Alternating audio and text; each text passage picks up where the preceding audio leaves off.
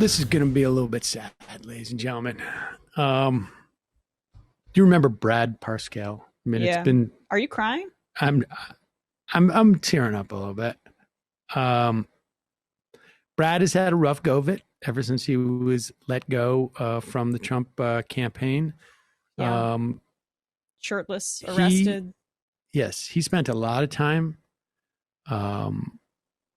laundering money to all sorts of people around Trump's orbit as part of the supposed campaign that he was running.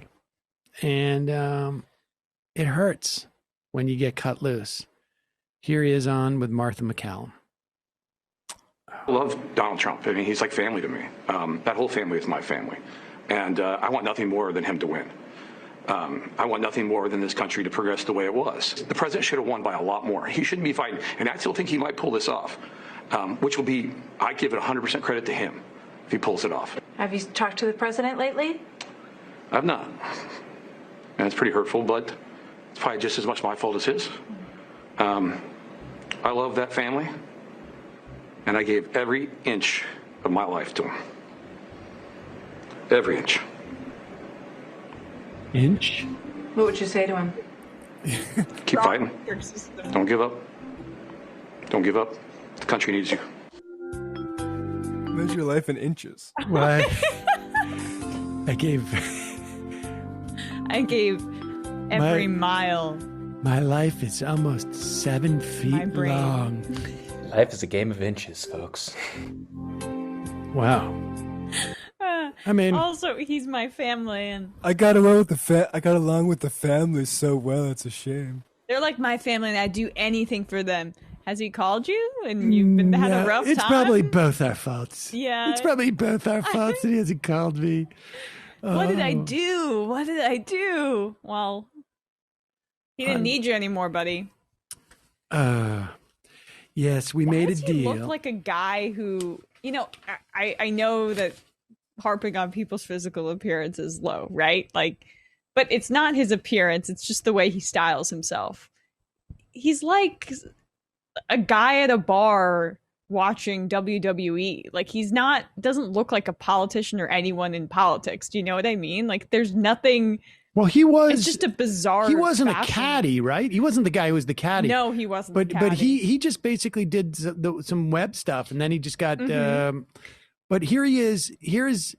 And to be honest with you, you gotta chalk it up for Brad here. This might have been a good point. Maybe the way he handled this whole COVID thing. I don't know. I mean. Percent possibly loss of suburban families, right? The men and women in the suburbs, Philly suburbs, Atlanta suburbs. I think that goes to one thing. And I think it was the decision on COVID to go for opening the economy versus public empathy. And I think a young family with a young child who were scared to take them back to school wanted to see an empathetic president and an empathetic Republican Party. And I think that. And I said this multiple times, and he chose a different path. And I don't think anything's wrong with this. I love him. But we had a difference on this. I thought we should have public empathy. I think people were scared. I walked around people and watched people walk around me. Not like 2 years ago, and they just don't walk next to me because I'm Brad Parscale, but walk around me because I got a mask on now. They just don't want to get COVID. I could see how waitresses stand a little farther from the table. People were scared. And I think if he would have been publicly empathetic, he would have won. By a landslide then. I think he could have leaned into it instead of run away from it. So it sounds like you think that was the biggest error.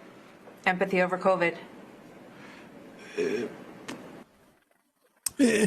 Yes. I mean, not a bad point. But not a bad point, but it's sort of interesting. It's he should have pretended that he cared.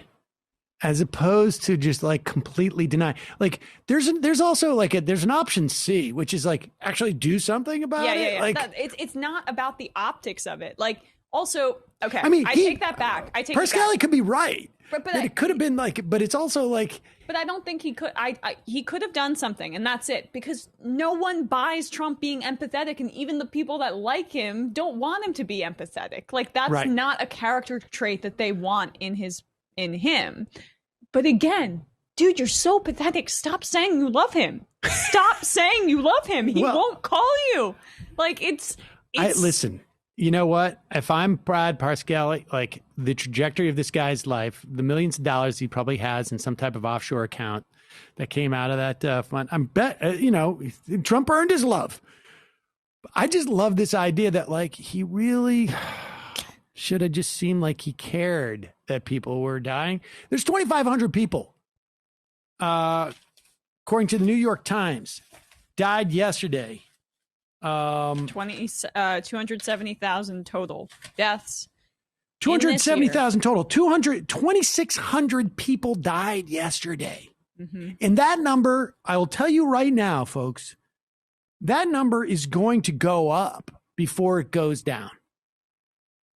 Maybe you may have a day or two where it's below that.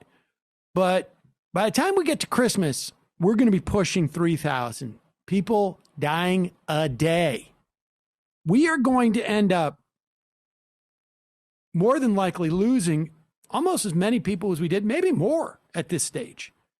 50 days of this than we did in the 1918 pandemic, where you didn't have the ability to do remote work. Anybody did. Nobody did. Not television stations telling you all of the precautions that you need to take, everything. Not Amazon delivering packages to you whenever you need. Where you have hospitals that theoretically have more capacity than they did in 1917. Access to all of the things that you could potentially need, except if you're poor. It's just, and the irony of all of this on some level is like, Parscale was right. Like, he was giving him good advice. Yeah. And just a note on his trajectory, he was a sort of web graphic design guy, and he got hired in 2012 by Trump International Realty after a deliberately low bid of $10,000 that led to further work with the Trump family for Trump Winery, the Eric Trump Foundation, and Caviar Complex, Melania Trump's line of skincare products. Right. Well, that qualifies you to run a campaign. Well, apparently he was the only one who was smart enough to say, like, hey, you should maybe take this pandemic seriously. Yeah, but again, his advice is signaling empathy, pretending to be empathetic as opposed to, doing the actual work. Well, of course. I mean, they're a den of sociopaths. I mean, at the very least, you can have he's just the smartest sociopath in the room going like, hey, Trump's the queen sociopath. From everything I've read, it looks like you should pretend like you care about this. Like, isn't part of sociopathy mimicking the correct response? Exactly. He's the only one with the brains. And they're like, my understanding is that in normal amongst the humans, they're going to want it to seem like you care that their relatives are dying or that they can't send their kids to school.